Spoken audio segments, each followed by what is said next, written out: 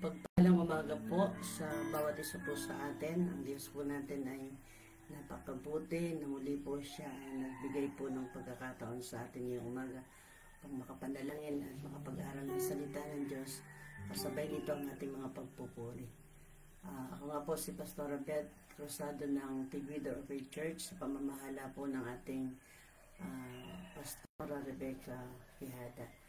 Hayaan pong bago ang salita ng Panginoon, makasamba tayo at makapagpuri sa Panginoon. Awitin niya po natin, o kay buti mo sa amin aming Diyos.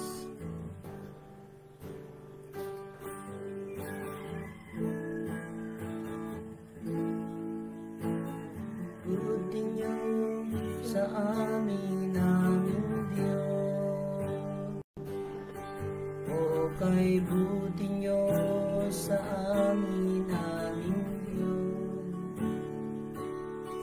Ang biyaya niyo'y sapat araw-araw,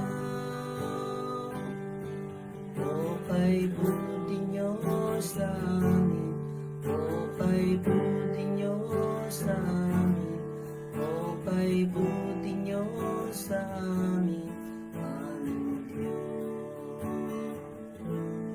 O kay buti niyo sa amin aming Diyos, o kay buti niyo sa amin aming Diyos. Ang biyaya niyo'y sapat araw-araw, o kay buti niyo sa amin, o kay buti niyo sa amin, o kay buti niyo sa amin aming Diyos. Hallelujah. O kay buti niyo sa amin aming Diyos, o kay buti niyo sa amin aming Diyos. Ang biyaya niyo'y sapat araw-araw, o kay buti niyo sa amin, o kay buti niyo sa amin, o kay buti niyo sa amin aming Diyos. O kay buti niyo sa amin, o kay buti niyo sa amin, o kay buti niyo sa amin aming Diyos. Tayo po ay manalangin. Manaming Diyos na napakabuti at tapat, Diyos na makapangyarihan sa lahat, kami po ay nagpupuri, nagpapasalamat sa panibagong araw na kaloob po ninyo. Panibagong pagsikat ng araw na nagpapahiwatig ng panibagong pag-asa po namin, na kayo ang patuloy na nagkakaloob ng lahat ng pagkakataon upang kami din po ay makapagpuri, makapaglingkod, patuloy na makapag-aral po ng inyong salita. Ngayon po ay may nasumpong ang mga karumihan at di karapat-dapat sa aming kaisipan. Damdamin lahat ng aming nagawa ng aming kamay na hindi nakabubuti sa inyo at makapagbibigay ng kapurihan. Lalakaran ng aming mga paa na hindi po ninyo kalooban. Ang inyong pagpapatawad ay patuloy po naming hiling. Namin kami po, O Diyos, ay may mga bagay na kakulangan, pero salamat, tunay na nasa inyo po ang kahustuhan nito. Pagpalain po ninyo ang araw na ito, ang aming pag-aaral at pakikinig ng inyong salita, ang pananalanginan, Panginoon, sa isa't isa. Bagamat magkakalayo, alam po namin kami pinag-isa po ninyo at pinaglalapit sa pamamagitan ng inyong pag-ibig. Salamat po aming Ama, kayo po ang mapapurihan, manwalhati niyan po umaga. Ito po ang aming sama at dalangin sa pangalan ng Panginoong Jesus. Amen at amen. Salamat sa Panginoon. Tayo po ay magbasa ng salita ng Diyos mula po sa aklat ng mga awit 142 verse 5. Psalms 142 verse 5. Ang sabi po dito, ako ay humibig sa Yahweh, dumaing sa tagapagligtas, ako'y dumalangin. Tunay na ikaw lang ang mahalaga sa akin. Salamat po sa Diyos Alam po natin, ang aklat ng awit ay nagsulat ito ay si Haring David, isa sa malaki ang bahaging isinulat sa aklat po ng mga awit ang Haring David. At karamihan dito sa aklat ng mga awit ay mga pagpupuri at ganoon din po ang pagdulog niya sa Panginoon sa panahon po ng mahirap ang sitwasyon. At dito po sa ating binasa, ang Haring David ay may isang kalagayan na nasabi niya na walang sumasaklolo sa kanya at walang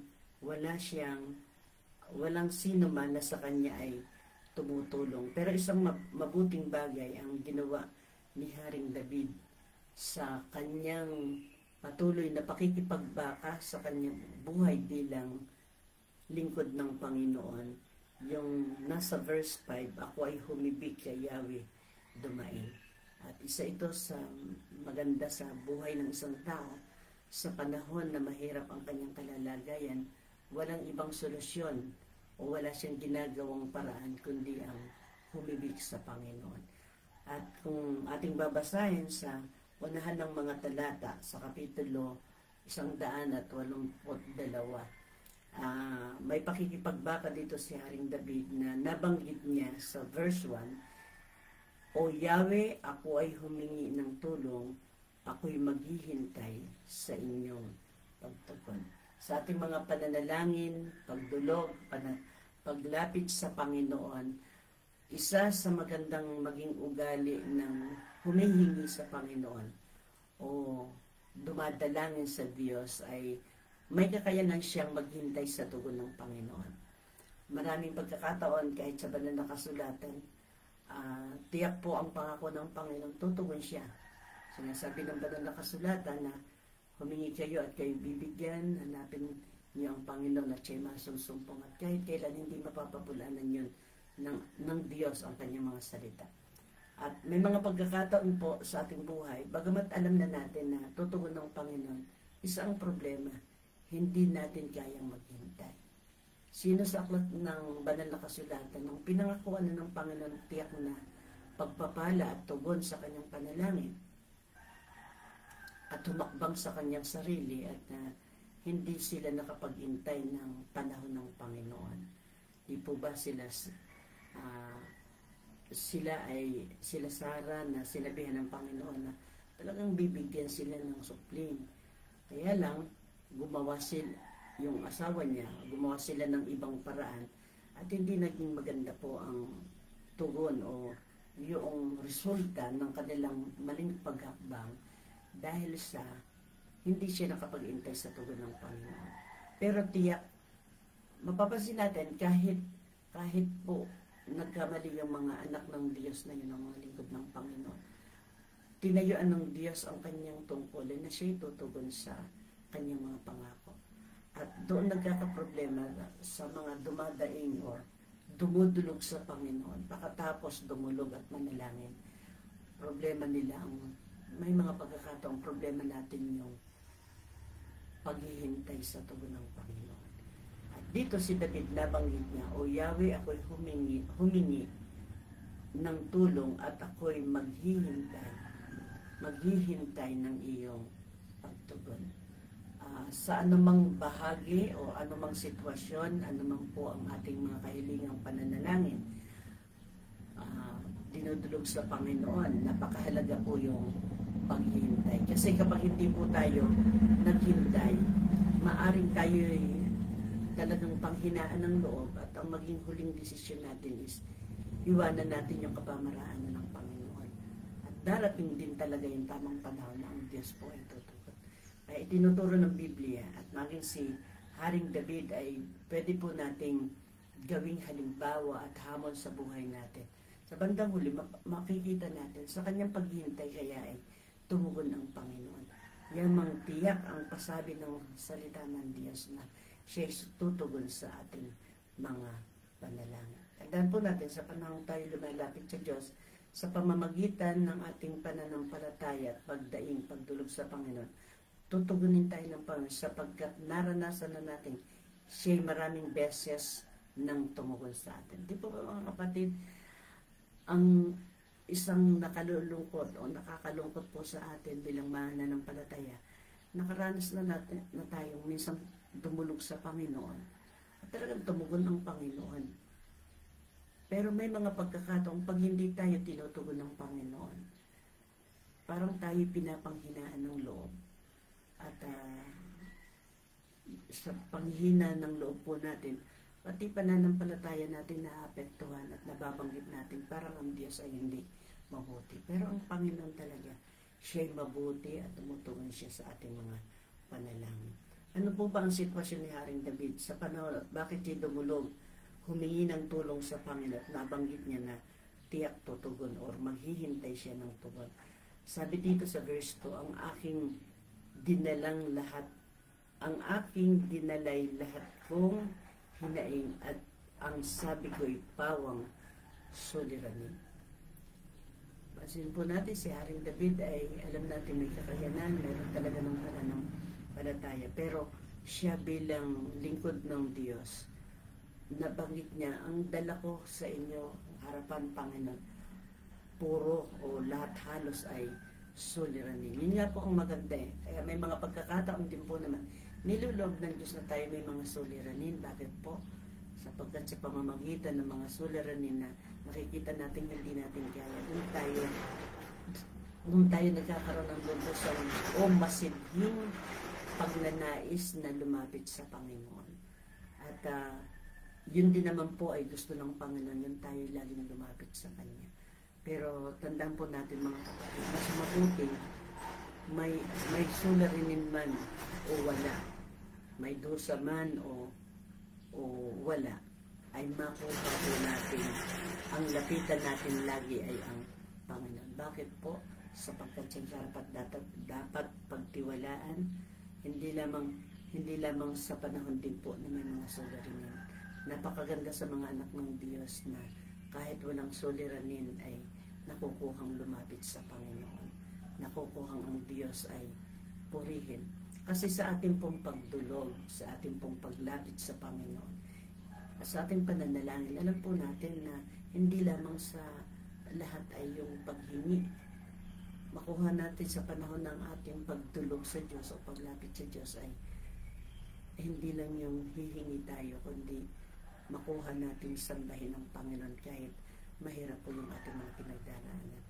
Ang Diyos po ay magagalak o nasisiyahan, natutuwa siya kapag ang kanyang mga lingkod at ang kanyang mga anak kahit walang pinagdaraanan ay nakukuhang lumapit sa Diyos upang sumamba sa Kanya.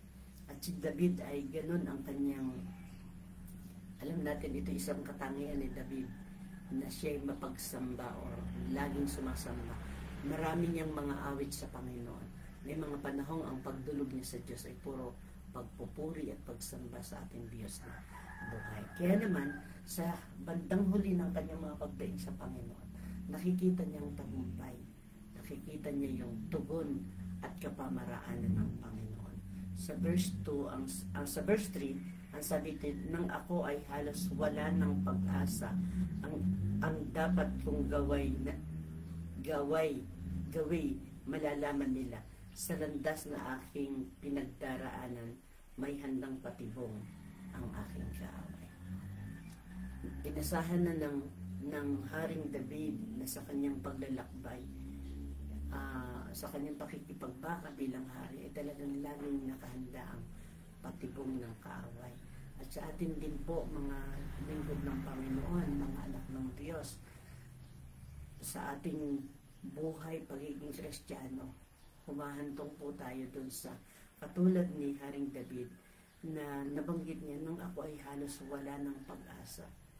May mga pagkakataon parang nawawala na tayo ng pag-asa, lalo tigit pag minsan tayo po ay nakakadama o nakakaranas, dumaraan sa napakahirap na sitwasyon. Nababanggit natin, may tugon pa kaya, meron pa kayang magandang mangyayari. Yamang ilang taon ko nung pinagpipray ito, wala pa ring tugon, wala pa ring lunas sa kalagayan ko nito. Pero si Haring David, nabanggit niya dito na nang siya'y dumulog sa Panginoon, talagang sukdulan na niya dumating siya doon sa halos wala ng pag-asa yung kanyang buhay. Alam natin, mababasa natin dito sa aklat ng mga awit pa lang, marami niyang pakikipagbaka, marami niyang pakikipaglaban na halos kamamatay ng kanyang sarili. Pero sa kaduluduluhan ng kanyang pakikipaglaban, laging naroon ng tagumpay. Bakit po? Sapagkat alam niya na siya sasamahan ng Panginoon. Yung pagsama ng Diyos ay sasagana sa kanya. Kaya tayo bilang mga lingkod ng Panginoon, napakahalaga. May problema at wala. Yung panahon ng ating pananalangin sa Kanya. At ang laman ng ating mga panalangin ay hindi lamang paghibig dahil sa mahirap ang sitwasyon, kundi yung matinding paglapit sa pamamagitan ng pagsamba natin sa Panginoon. Naalala ko po ang Pastor Paul Masaredo nung nasa panahon po nung kami po'y pinamamahalaan niya, nabanggit niya na maging katulad tayo ni David, pagkatapos makipaglaban, dumudulog at sumasamba sa Panginoon, hindi lang para sabihin, at may mga panahong parang sila'y nasasaktan, may mga panahong sila din po ay nagagapi. Pero laging dumudulog sa Panginoon sa pribado niyang buhay at sumasamba, nagpupuri sa Panginoon. At alam natin na sa pagpupuri pa lang at pagsamba natin sa Diyos ay naroon na yung pagtatagumpay. Maaring pagkatapos nating manalangin at dumako ulit tayo sa pakikipagbaka, dumaraan tayo dun sa parang wala nang pag-asa, walang pinapadama ng kaaway sa atin na walang pagtatagumpay, walang tugon ng Panginoon. Pero tandaan natin mga kapatid, kahit kailan hindi pabubulanan ng Panginoon ang kanyang mga salita na talagang ang Diyos ay tutugon sa ating panalangin. Kaya sabi din po sa alam natin at napaka pamilyar na sa atin ang salita ng Diyos sa aklat ng Jeremiah chapter 33 verse 3 na ang sabi dito, tumawag ka sa akin at sasagutin kita. Pansinin po natin, mismo ang Panginoon at ang Diyos ang nagsasalita, tumawag ka sa akin, sasagutin kita. Kaya ano po ang ating bahagi sa panahon ng pagdulog at pananalangin? Yung tayo'y tumawag sa Panginoon. Pag may mga mahirap na sitwasyon, ngayon kung wala pang tugon ng Panginoon, pumayapa po tayo. Tiyak ang pasabi ng salita ng Diyos, tutugon siya. At kung ang tugon ng Panginoon na hindi akma doon sa ating binabanggit na panalangin, kung yung ating pong yung tugon ng Diyos at nakikita natin ito ang gusto ng Panginoon pero hindi kaugma, hindi yun yung gusto mo, ang totoo yun na po yung tugon ng Panginoon sapagkat mas alam ng Diyos ang kanyang gagawin. Ang sabi dito, tumawag ka sa akin at sasagutin kita. Ang matindi pa dito, at ipapakita ko sa iyo ang mga dakila at mahalagang bagay na hindi mo pa nauunawaan. Kaya may mga pagkakataon mga kapatid, yung prayer natin, yung ating hinihibig sa Panginoon, ating binabanggit sa Diyos, Panginoon, ganito kailangan na mangyari. Gusto ko ito ang tugon niyo sa akin. Hindi po natin pwedeng asahang yun ang 100% na gagawin ng Panginoon. Yung binabanggit ng ating labi or sinasabi natin, yung laman ng ating puso na sasabihin natin, kasi itong prayer ko, dapat itong mangyari. Sa ating pagdulog sa Panginoon, katulad ni David, anong sinabi niya? Maghihintay ako ng tugon. At ano man yung gagawing tugon ng Panginoon, yun ang tama. Yun ang tugon ng Panginoon. Kaya habang tayo po'y nagpipray, habang dumudulog tayo sa Panginoon, matapos tayo makapanalangin, tapos aalis tayo sa lugar na ating pinapanalanginan. Kung may mga sarili po tayong lugar para mag-pray doon, tapos nating manalangin, pumayapa po tayo, ang Diyos ay may gagawin. Di po ba kahit si Haring David, pagkatapos niya pumunta doon, sumasamba sa Diyos, nagpupuri sa Panginoon, may mga pagluhod siya sa Diyos. Pakalipas nun ay muli siyang pumupunta sa pakikipagbaka at inaasahan niya ang tugon ng Panginoon. Ganon din po tayo mga kapatid. Makuha po natin na pagkatapos nating manalangin, pumayapa po tayo, hintayin natin. Tiyak ang pasabi ng salita ng Diyos mula sa Jeremiah 33 tumawag ka sa akin, sasagutin kita. Kapag ang Diyos ang nagsalita, gagampanan po talaga ng Panginoon. Ano po ang ating gampanin? Maghintay, manalangin. Ang sabi dito sa Psalms 27 verse 4, maghintay ka sa Panginoon, magpakatatag ka, lakasan mo ang iyong loob, at maghintay ka sa Panginoon. Awit chapter 27 verse 40. Napakahalaga po yung ugali ng isang Kristiyanong dapat sumagana sa atin, yung maging matyagang maghintay sa tugon ng Panginoon. Kasi ito po ay maraming pagkakataon, pag po talaga ang naging ugali ng isang Kristiyanong dumudulog sa Diyos ay masawain or agad ay sumusuko at hindi nakukuhang maghintay sa kapamaraanan ng Panginoon. Yun po yung panong hahakbang siya sa kanyang sarili. At yung hinakbangan din po niya ay magiging problema niya bandang huli. Pero kung tayo po ay matututo na ang Diyos ay ating pong pagkatiwalaang tutugon at matututunan po natin laging dumaing at lumapit sa Panginoon. Matututunan po natin na sundin kung ano at alam natin na yung ginagawang tugon ng Diyos ay mas mabuti para sa atin. Magiging payapa ang buhay natin at ang kapayapaan na nagmumula sa Diyos ay ating mararanasan. Diretso po natin sa ilang segundo yung pagbabasa. Ang sabi dito, sa aking pagligid ng ako ay lumingon, wala ni isa man akong makatulong. Wala kahit isa na magsasanggalang ni magmamalasakit na kahit sino man.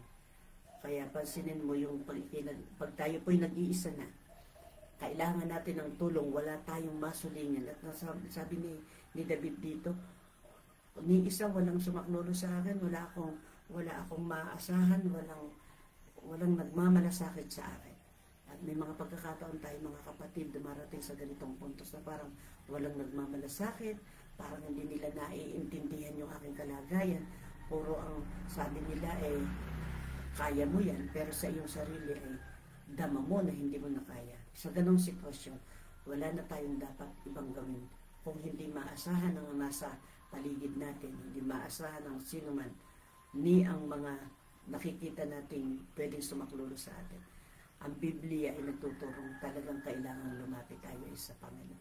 Kasi pag naranasan natin lagi yon, sa Diyos iasa ang lahat, pumayapa tayo. Pag hindi pa po tumutugon ng Diyos, pero tuloy ang buhay ng Diyos ang pananaligan, ang Diyos ang mapapapurihan, Diyos pa rin ang sasambahin. Kahit tumantong po sa panahon ng kamatayan, may mga pagkakataon, pag may banta na ng kamatayan, pinanghihinahan po tayo ng loob.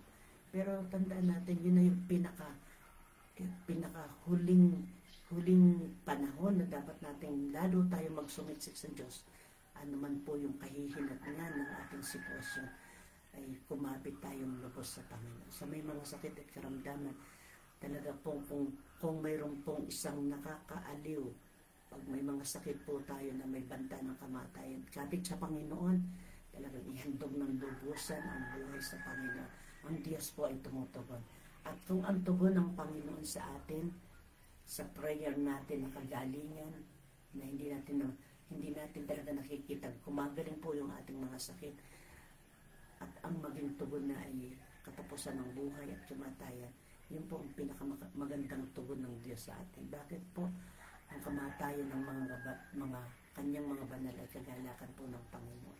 Kaya wala pong bahagi ang takot at pag-aalinlangan kahit sa panahon po na parang delikado na ang ating buhay. Tandaan natin, kapag naranasan na natin yung matinding tugon ng Panginoon na ang tugon ay tapos na yung buhay natin, yan po yung pinakamagandang tugon ng Diyos sa atin. Bakit po? Siya na ang katugunan sa atin Siya na po yung pinaka 100% mahigit pa na tugon ng Diyos na kung tayo hindi na gumaling, siya na po ang makakasama natin panghabang panahon. Kaya hindi po natin pinakatakutan yung kung may mga kapatid, kung kayo po ay may mga pinagdaraan ng nagpipray tayong pagalingin ng Panginoon, pero hindi mo po nararamdaman ni kaunting galing sa sakit mo, parang hindi mo nararamdaman ng tumutugon ng Panginoon. Hindi po yun totoo. Kung ang katugunan ng Panginoon ay pagtatapos ng buhay na ito, Yun po yung pinakamagandang tugon. Bakit? Ang uuwian po natin ay langit na bayan na ang kapiling natin ay ang Diyos na ating dinadaingan. At pag tayo nasa piling na ng Panginoon, wala na tayong hahanapin pa. Wala nang kulang sa atin. Kaya nga, pagdating doon, maaaring hindi na po tayo magpipray ng paghingi. Kaya practice na din po natin dito na ang paraan ng ating prayer ay puro pagpapasalamat, pagpupuri sa Diyos, sapagkat tiyak ang pasabi, tutugunin tayo ng Panginoon. Sa mga kapatid na may mga pinagdaraanan, magkakasama po tayong dudulog sa Diyos na mabuti, dakila at tapat sa lahat ng pagkakataon. Siya po ay laging naririyan. Siya ang nangako, hindi niya tayo iiwanan, ni pababayanan man. Hindi lang sa panahong may sakit, kahit sa mga panahong may pangangailangan. Kung iniiwanan po tayo, pag humarap tayo sa inuutangan natin, tinatalikuran tayo. Pero kapag ang Diyos ang ating nilapitan, kahit wala pa sa kamay mo yung tugon, ang kinin mo, yung gagawin paraan ng Panginoon sa araw na ito, yun na yung tugon. E paano, pastora, kung wala, ang kailangan ko ganito kalaki? Yun pa rin ang tugon ng Panginoon. Tinuturuan po tayo ng Diyos na maghihintay at yun ang kailangan natin gawin bilang mga anak ng Panginoon. Hintayin natin ang tugon ng Panginoon. Pag halimbawa, ang prayer mo ay masagutan yung pangangailangan pinansyal, wag muna po tayo maging unang hakbang ay ang mga paraan, utang kabit-kabila, kundi dumulog sa Panginoon, tiyak ang pasabi, tutugon ang Diyos sa ating mga panalangin. Diyos natin, mga mabuti, mga kapatid, magpanalangin po tayong lubos at magpaalalahanan sa pamamagitan po ng pakikipag-ugnay sa paraan po ng FB Live. Ang ating ang pakasaganain po natin ay ang mga makalangit na bagay, mga awiting spiritual upang mapapurihan ng Panginoon, pagdulog sa Diyos sa mga personal po nating pananalangin. Salamat sa Panginoon, mga kapatid. Magkakalayuman po tayo, is ang Diyos, ang banal na Espiritu ang tutulong sa atin upang papaglapitin po tayo sa pamamagitan ng pananalangin po natin sa Panginoon. Kaya katulad po natin ng ating napag-aralan, napakahalaga ang lubusan nating paglapit sa Diyos sa pamamagitan ng panalangin. At ang ating paglapit hindi lamang humingi sa panahong nananalangin, kundi matutunan po nating magpuri, sumamba sa Diyos, at tayo po ay maghintay sa kapamaraanan ng Panginoon. Tayo po ay manalangin. Nasa man lugar po kayo, alam po natin ang Diyos natin ay makapangyarihan para tumugon sa ating mga panalangin. Dumulog po tayo sa Panginoon. Aming Diyos na mabuti at tapat, salamat po sa inyo ngayong umaga.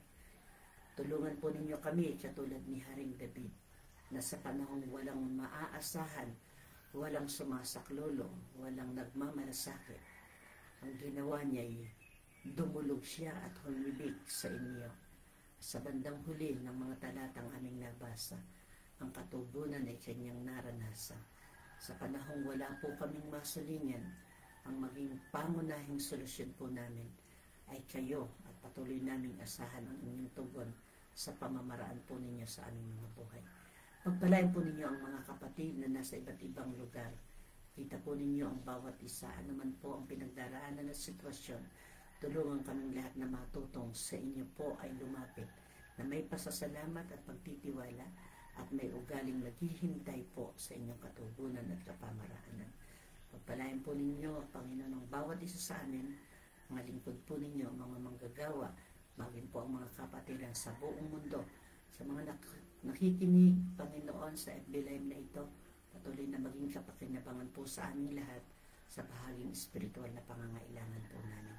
Tulungan po ninyo kami sa buong maghapon ng aming paggawa, anumang aming gagawin ay sa ikalulwalhati ng inyong pangalan at makapagbigay kami ng kaluguran sa inyong napakadakilang pangalan.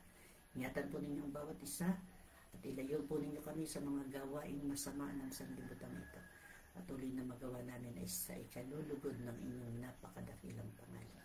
Papurit pagsamba ay tanging sa inyo. Pagpalain po ninyo ang bawat isa, aming leader, Pastor Joseph Masaredo, Panginoon, at lahat ng pastor, Panginoon, ng kanyang nasasakupan, Pinagkatiwala po ninyo upang sila'y alagaan at alalayan. Tulungan po ninyo ang Pastor Joseph sa mga bagay po niyang hindi makakayanan sa kanyang sarili, kundi kailangan ng inyong tulong sa lahat ng pagkakataon, sa lahat ng kanyang mga mahal sa buhay.